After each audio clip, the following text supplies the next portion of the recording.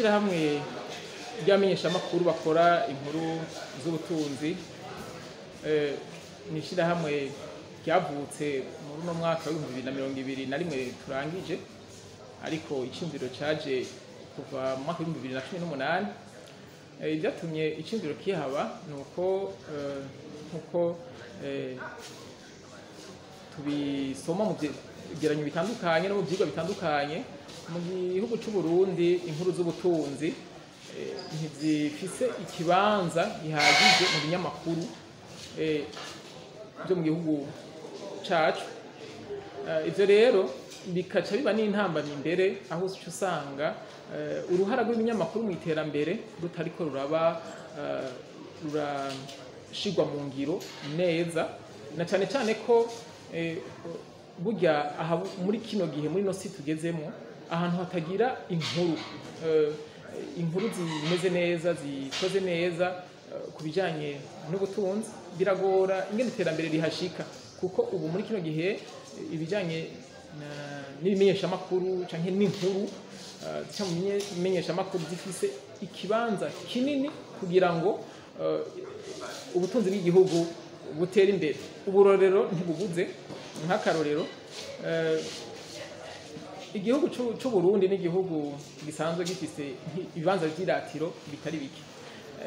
Urashobora gusanga muri kino gihe n'abana n'abarundi ubwabo ugasanga ntibazi neza n'ivyo bibanza aho bitumbereye n'aho biri n'akamaro kabyo. Urumva ko haba ikibazo, hacaza ikibazo co kubigendera. Mbega abarundi baba bafise biyumvira kuza baragendera vya bibanza vy'iratiro biri mu gihugu c'u Burundi, kuko kenshi uca usanga ibibanza vy'iratiro umenga ni ivy'abanyamahanga, ni ivy'abantu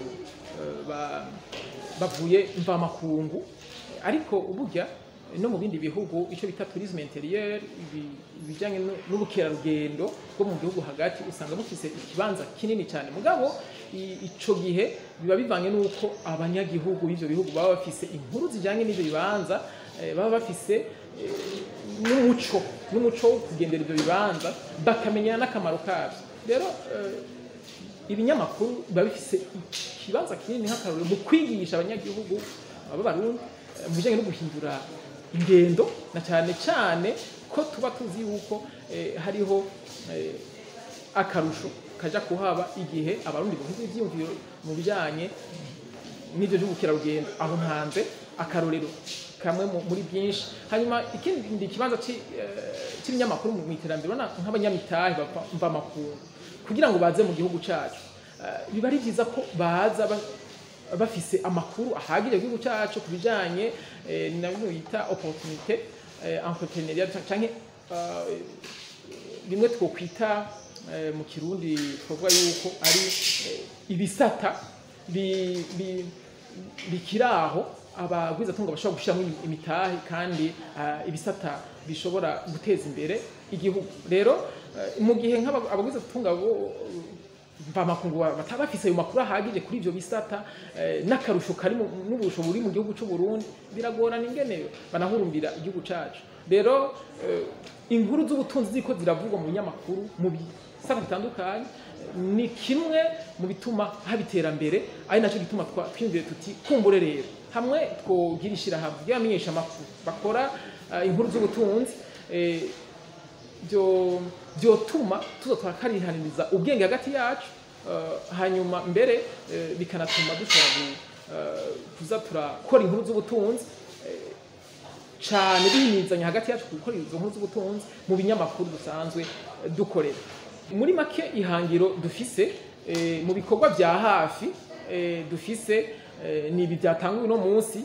Turatekanya kuzoza turafashanya n'abanyamakuru bose n'ibinyamakuru gukarihiriza ubwenge abamenyeshamakuru mu bijanye no gukora inkuru z'ubutunzi. Burya inkuru z'ubutunzi ntizikorwa uko ariko kose, hariho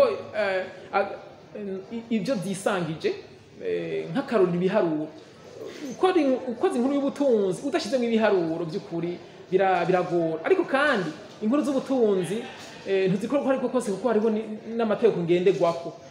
Harimo amategeko ngenderwako, hariho ibyo utezwa kumenya ko bizira, kuko naho nyene hariho ibizira kuko urashobora gutanga inkuru ukayitanga ukutariko ugaca usanga hakutuma ubutunzi butera imbere ahubwo buciye busubira inyuma. Ni naco gituma no mu mategeko bavuga bati ni kuraba hariho ibizira abantu batokorako. Nk'akarorero urashobora gutanga inkuru nk'ubushinguro bw'ibintu kanaka by'agaciro muri banki ati ugasanga utanze inkuru nabi ugaca usanga kumbure uciye ushira mu mutekano muke bwa bushinguro. Nk'akarorero ni ukuvuga ko mu nkuru z'ubutunzi harimo uko abamenyeshamakuru bamenya ati iki kintu kirazira, iki naco ntikizira, umumenyeshamakuru yemerewe ibi abikora gutya. Ibyo rero tuzobishirako inguvu cane, ariko kandi si ibyo gusa tuzokora. Turategekanya yuko dukangurira abamenyeshamakuru mu binyamakuru bitandukanye, tukatangurira mbere n'ibinyamakuru bitandukanye kufata iya mbere mu bijanye no kurwanya ubushomeri. Muti gute? Murabona yuko ibihugu byose n'ubundi burimo biriko birinjira muri kino gihe ubutunzi bwabyo buhagaze ku bijanye n'imigambi yo kwiteza imbere, kwishingira imigambi yo kwiteza imbere bita entrepreneuria mu Kirundi. Rero ibinyamakuru birashobora kwigisha uwo muco ugwaruka, kuko burya birakwirikirwa cyane. Uwo muco ukigishwa mu gwaruka, mu bumviza amaradiyo, hakaba ibiganiro bikuri byihariye. Rero ibyo bifashanya n'ibinyamakuru. Mwabonye ko mbere nuno munsi mu bashitse muri bino bikorwa harimwo abarongoye ibinyamakuru kugira ngo bumve by'ukuri ko uruhara rw'ibinyamakuru mu bijanye no guteza imbere igihugu. Rero nibaza ko mu kwigisha uwo bijanye n'umuco wo kwishingira imigambi yo kwiteza imbere tuzaterera biboneka mu bijanye no kuhimiriza ugwaruka kwiteza imbere, mu bijanye no kurwanya ubushomeri. Rero ivyo rero rishyirahamwe rizogiramwo uruhara runini mu kuza turahimiriza ibinyamakuru no guhimiriza abamenyeshamakuru. Burya iyo abantu bagiye hamwe bashobora gushika kuri byinshi kuruta umwe wese ku giti ciwe.